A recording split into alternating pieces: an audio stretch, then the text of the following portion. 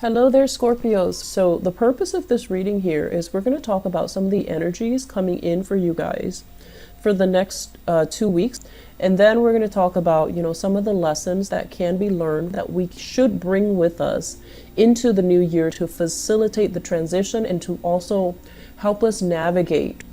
So first off, I have the spread laid out for you guys, and let me talk here about finances, okay? Let me talk here about where your financial situation stands and where your partner's financial situation, like share resources with another person.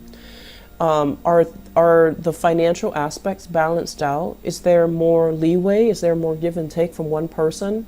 Is everything fair? Is everything squared away? And is everything the way that it should be? I'm feeling for some of you, there is some very, very strong financial imbalance in a relationship. And when you love somebody, you don't really nickel and dime them, right? And when you love them, you will step up when they need help. And you will also, you know how to kind of step down when they don't offer or when they don't ask for help. So I feel like you're a very, very considerate relationship partner. And it's really, really important for you to make sure and to really be honest with yourself as well. Is your partner on the same page as you? Are they contributing enough? Or are you contributing enough as well? So I feel like there is some massive financial imbalances in the relationship, and it needs to be rectified. It needs to be kind of sorted out. I'm feeling for you, you're dealing with a partner that might be extravagant. They want to go out all the time. They might have trouble sitting still, doing things at home, like entertaining guests at home. They have trouble. They might feel claustrophobic when they're just sitting in one place and not doing anything. And they like to be seen and heard. They have more of a flamboyant energy. They might want to go out, and they might want to go to places where things are happening. They might enjoy the nightlife. So I feel like the way that you entertain is a little bit more down to earth, and the way that they entertain is a little bit more other oriented. So they might expend a lot of money in the pursuit of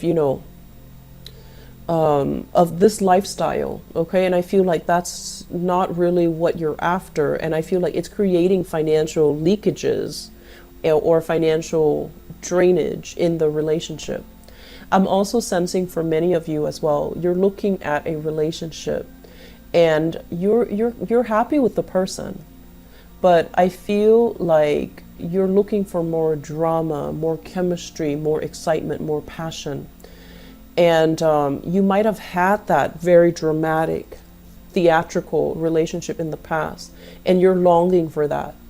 And so you're kind of comparing, that past relationship with your current relationship. And it's not really meeting your expectations in terms of what drama, chemistry, passion is supposed to be like. It's okay, but it's not the optimal best. And you're kind of looking at it like, I care about them, but I don't see myself marrying them. I don't see myself settling down with them, and I don't see myself having a stable relationship with them. And I'm also feeling as well, if you are in a marriage situation, the relationship, there's a lot of love, but it feels like something is stale. It feels like the passion, the chemistry, the excitement is not there. And I would advise you, during the Mercury retrograde period, and it's going to continue until the 23rd of December, reassess things, but don't jump the gun. Don't make any drastic decisions, because there will be a lot of reversals when Mercury goes direct, where you're going to regret these things, where you're also going to feel like the decision was made prematurely. Okay, so it's okay to ruminate and think about these things and be realistic, because in Mercury retrograde time frames, we also have very, very profound and deep insights into things that we otherwise might have swept under the rug during different times of the year. So I'm feeling here for you, ultimately, I feel many of you are going through this major maturation process where you're I want to say like reinventing, re-identifying what a good relationship means. And I feel like for you, you can grow to love another person if you respect their financial decision. If someone is very financially sensible, they might not be the most passionate, the most attractive, the most striking, gorgeous human being.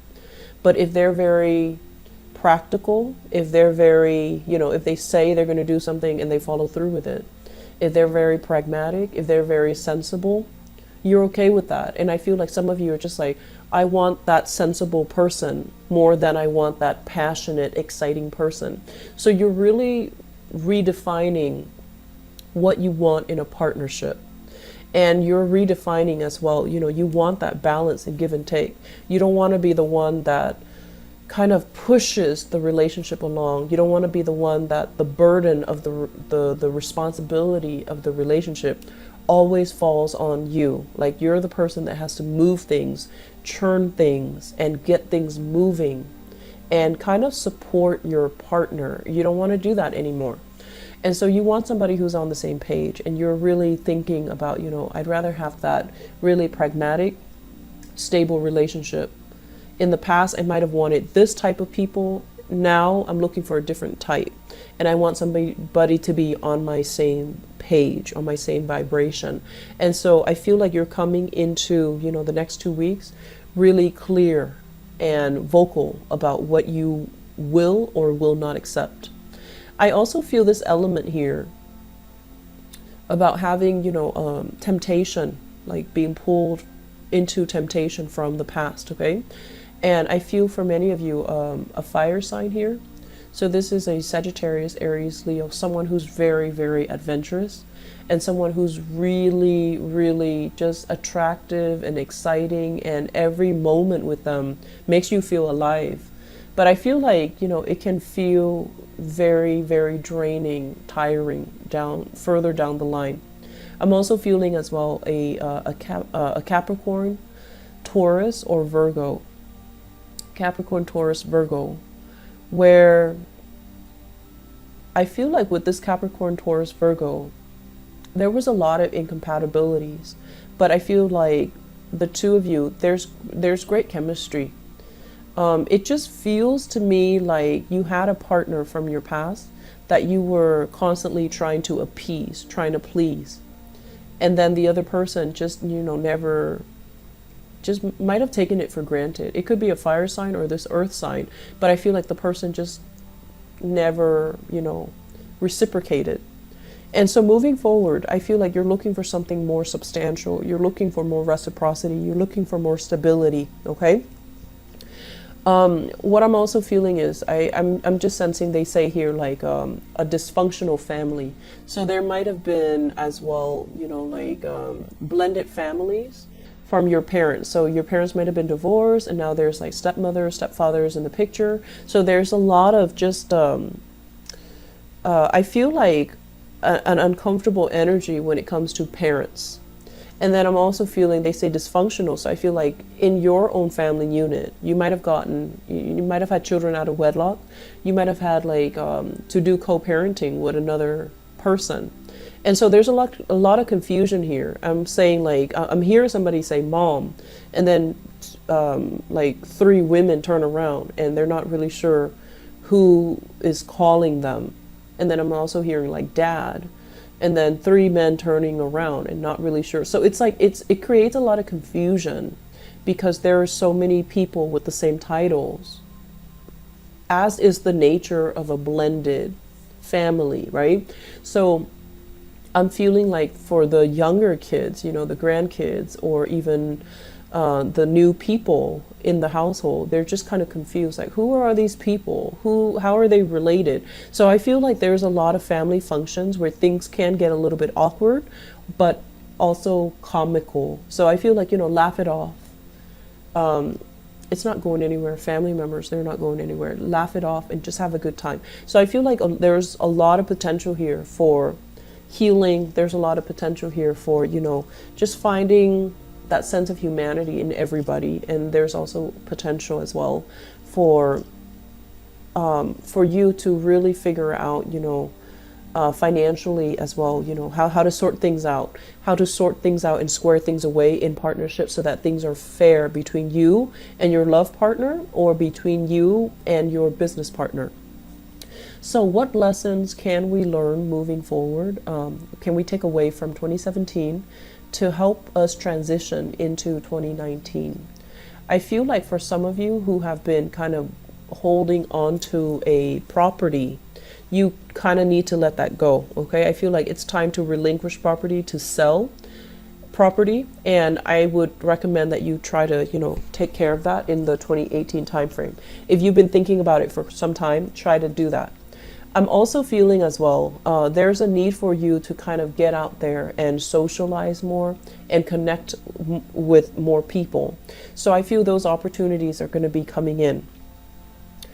I feel like the major lesson is for you not to sequester yourself, for you to realize when things are not working and to try to move on. A lot of the problems that fixed signs and Scorpio, Aquarius, Leo, Taurus have is their inability to let go. And I feel like for you guys, it's stamped all over your relationship sector.